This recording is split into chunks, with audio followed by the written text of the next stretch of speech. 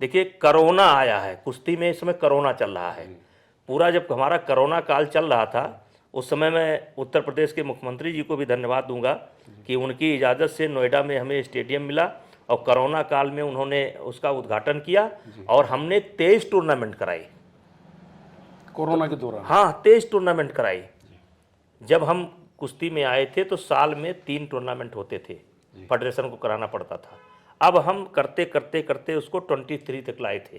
Corona काल में भी हमने 23 टूर्नामेंट कराया, पिछले साल भी 23 टूर्नामेंट कराया। और कोरोना असली अब लगा है कुश्ती को। हाँ, कुश्ती को कोरोना लगा है 18 जनवरी से। 18 जनवरी से, और वही कोरोना छोड़ नहीं रहा पीछा। लेकिन कहते हैं कि उससे जो कोरोना है, ये वायरस है, उसके बाद इम्यूनिटी भी डेवलप होती है। वो तो होगी। हो सकता है कुश्ती अच्छी हो उसके बाद। अब कुश्ती देखिए एक ऐसा गेम है कि अभ्यास वगैरह छूटने पर जैसे एक निराशा है। जब आप कंटिन्यू टारगेट देते रहते हो किसी बच्चे को, चाहे कुश्ती हो चाहे पढ़ाई हो, जब उसके सामने टारगेट रहता है तो अपने को सतर्क रखता है। अब इस समय टारगेट विहीन हो गए हैं बच्चे, उनको पता नहीं है होगा कि नहीं होगा, होगा कि नहीं होगा, तो बच्चे बड़े असमंजस में हैं।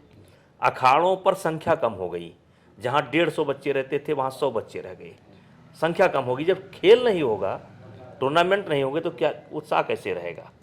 अच्छा, एक बात ये भी कही जा रही है जो दिल्ली के सर्किल में खास तौर पर होती है कि अब आपका कार्यकाल खत्म हो रहा है। हाँ जी, आपके पुत्र आपकी जगह ले सकते हैं, इस तरह का एक परसेप्शन है, और हरियाणा उस पर वापस काबिज होना चाहता है। नहीं नहीं, वो काबिज हो ही नहीं सकते।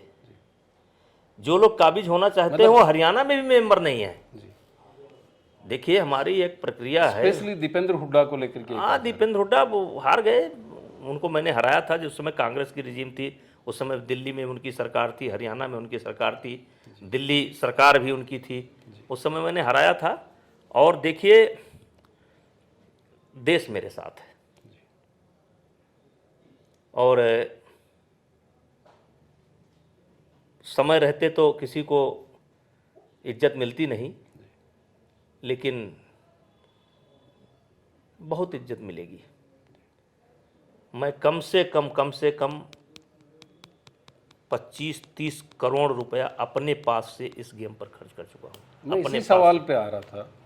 अपने राजस्थान का होने के नाते मुझे कई बार लगता है, शिकायत भी होती है आपसे, कि आप अपने पैसे से अपने यहाँ तो खेल को, उसको कुश्ती को खड़ा कर रहे हैं। भरतपुर में बड़ा दंगल होता है राजस्थान में, हज़ारों की तादाद में लोग आते हैं उसको देखने के लिए आसपास के। तो आपकी निगाह राजस्थान पर नहीं गई, हमारी हरियाणा में अटक के रह गए। नहीं, हमारी रहती है। देखिए राजस्थान में जैसे क्या है, सबसे बड़ा क्या होता है, मैट देना। और एक मैट आप ये मान कर चलिए 10 लाख रुपए के आसपास आता है। मैंने हरियाणा को 3 मैट दिए हैं। और मेरी निगाह दंगल पर नहीं रहती है, मेरी निगाह जो नेशनल खेलने वाले बच्चे हैं, चाहे कैडेट के हों, ये है वो, उन पर रहती है। और उनको जिस ने मांगा, और राजस्थान में बहुत अच्छे बच्चे निकले हैं इधर, बहुत अच्छी बच्चियां, उनकी हाइट 6-6 फुट के आसपास है। और मैं एक बच्चियों से मिलता हूँ, कहाँ प्रैक्टिस करती हो, क्या करती हो, और बच्चियों से पूछ लेना। उनके ट्रायल पर मेरी ऐसी निगाह रहती है क्योंकि कहीं इनके साथ नाइंसाफ़ी ना हो जाए। मैं पूरे देश के हर बच्चे को जानता हूँ, और मेरा काम ही है कि 6-6 घंटा 7-7 घंटा बैठ करके, केवल बाथरूम के लिए जाना पड़ता है तो भी ऐसी कुश्ती पर उठता हूं कि जिसका रिजल्ट मुझे पहले से पता है। कहीं अच्छे बच्चे की कुश्ती मेरी नज़र से ना निकल जाए और कहीं इसके साथ नाइंसाफ़ी ना हो जाए। और यही कारण है कि राजस्थान की लड़कियां भी इस समय कैंप में हैं, पंजाब की लड़कियां भी कैंप में हैं। राजस्थान पर मेरी निगाह है, और राजस्थान से भी हरियाणा के बच्चे लड़ते थे।